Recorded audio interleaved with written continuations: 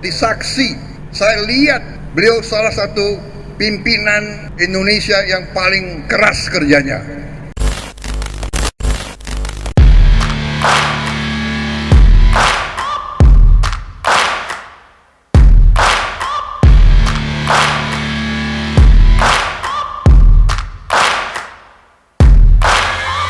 Searching for greatness in a sea of the dying and shameless, a sea of the aimless. I don't wanna be one of the nameless. I'ma wake up with the mindset. Belum menyaksikan video ini, pastikan bosku jangan lupa subscribe. Karena subscribe itu gratis plus bonus tonton video terbaru setiap harinya. Jangan lupa ya.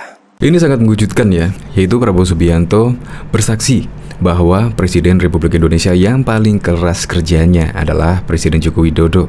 Saya langsung percayalah dengan ucapan Prabowo Subianto ini, karena Prabowo Subianto yaitu adalah saksi mulai dari Presiden Soeharto, Presiden Megawati, Presiden Habibie, mantan Presiden SBY dan lain sebagainya. Yaitu Prabowo Subianto pernah mengikuti atau pernah dekat dengan para presiden-presiden sebelumnya. Prabowo Subianto mengatakan, yaitu melihat dengan kepala mata sendiri, yaitu Presiden Joko Widodo adalah presiden yang paling energik, presiden yang paling keras kerjanya di Indonesia. Seperti ini videonya. Disaksi, saya lihat beliau salah satu pimpinan Indonesia yang paling keras kerjanya. Saya tidak tahu energinya di mana, kurus begitu, ya. Tapi mungkin karena kurus, beliau energik. Tidak pernah berhenti. Kalau saya datang ke istana rapat, beliau sudah 3 pertemuan sebelum saya datang. Wow, bahkan Prabowo Subianto menyebut ketika akan menggelar rapat dengan Prabowo Subianto, Presiden Joko Widodo sudah menggelar 3 kali pertemuan rapat sebelum Prabowo datang. Ya memang, sejak kepemimpinan di era Presiden Joko Widodo, kita lihatlah pembangunan kian mantap sajalah. Bahkan investasi bermunculan setelah pembangunan digenjot oleh Presiden Joko Widodo. Ya memang, karena pembangunan di Indonesia sudah ketinggalan dari negara-negara tetangga. Bahkan Malaysia pun sekarang sudah mengakui bahwa pembangunan di Indonesia sudah baik, yaitu sudah maju. Bahkan Malaysia pun dari pengakuan Mahathir Mohamad, yaitu Indonesia sudah mendahului Malaysia.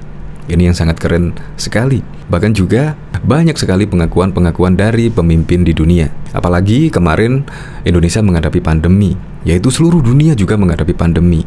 Tetapi Indonesia berhasil di tangan kepemimpinan Presiden Joko Widodo mengendalikan pandemi ini secara tepat dan juga cepat. Akhirnya inflasi terkendali, ekonomi sekarang kian pulih, dan Presiden Joko Widodo menyampaikan, yaitu pada tahun 2025 posisi ekonomi Indonesia nomor 7 di dunia. Ini yang sangat keren. Ya jelaslah, saya percayalah dengan ucapan Prabowo Subianto ini.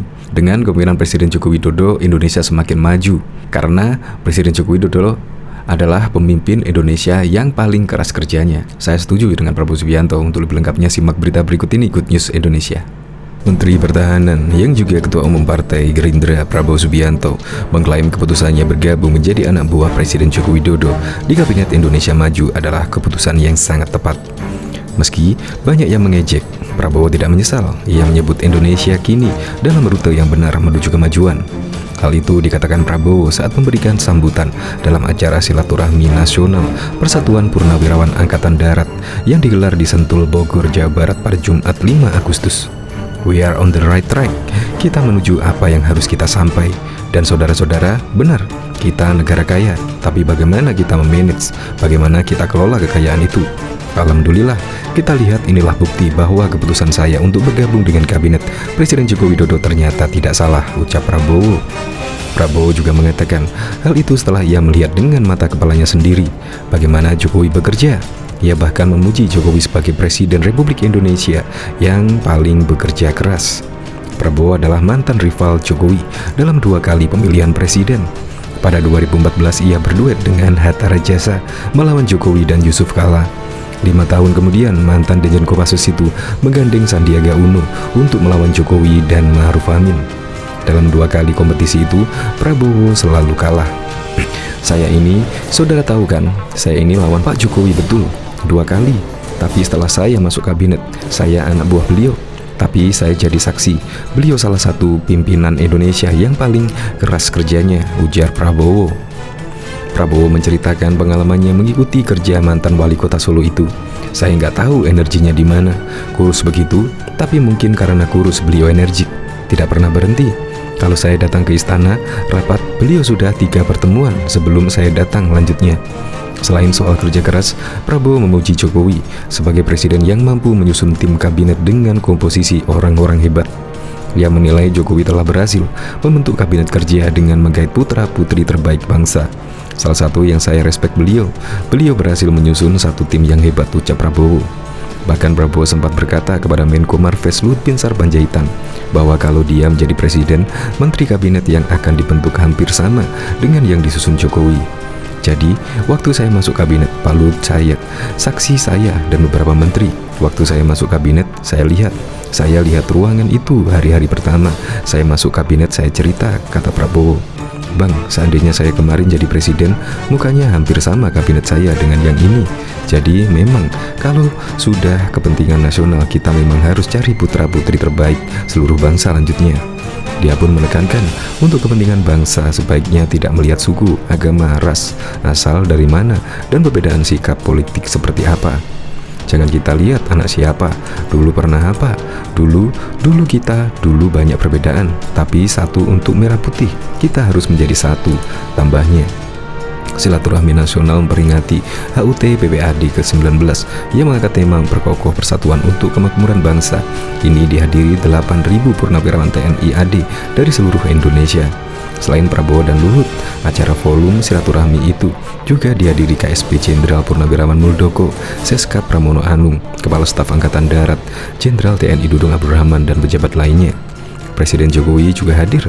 Dalam sambutannya, Jokowi lebih menyinggung soal kondisi ekonomi Indonesia saat ini. Ia juga berjanji akan menaikkan tunjangan pensiun anggota TNI. Awalnya, Jokowi berbicara mengenai keyakinannya tentang ekonomi Indonesia yang bakal merangkak ke posisi ke-7 dunia pada tahun 2030.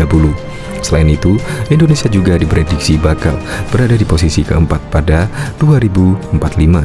Kalau pertumbuhan ekonomi kita baik dan GDP kita baik, nanti di 2030 perkiraan kita sudah 3 kali dari yang sekarang. Dari sekarang 1,1 hingga 1,2 triliun USD menjadi ketiga, ujar Jokowi. Menurut Jokowi, dampak dari hal tersebut APBN Indonesia akan jadi lebih besar. Tunjangan pensiun pun disebut bakal lebih besar. Akhirnya apa? Anggaran porsi untuk gaji, untuk pensiunan juga akan lebih besar, ujar Jokowi. Tapi nunggu tahun 2030. Sebentar, saya sampaikan tadi guyonan, sambung Jokowi disambut riuh yang hadir. Jokowi kemudian membayarkan gaji pensiun untuk setiap golongan. Jokowi menyebut angka itu masih kurang. Saya tahu bahwa gaji pensiunan untuk Tamtama berada di angka 2,6 juta, betul? Untuk Bintara berada di angka 3,5 juta, betul? Dan untuk yang perwira pertama Kapten 4,1 juta, betul? Saya tahu, apalagi yang berada di Jabodetabek. Angka itu adalah angka yang memang masih sangat kurang, beber Jokowi. Jokowi mengatakan pemerintah terus memberikan THR dan memberikan gaji ke-13, namun Jokowi hal itu tetap kurang.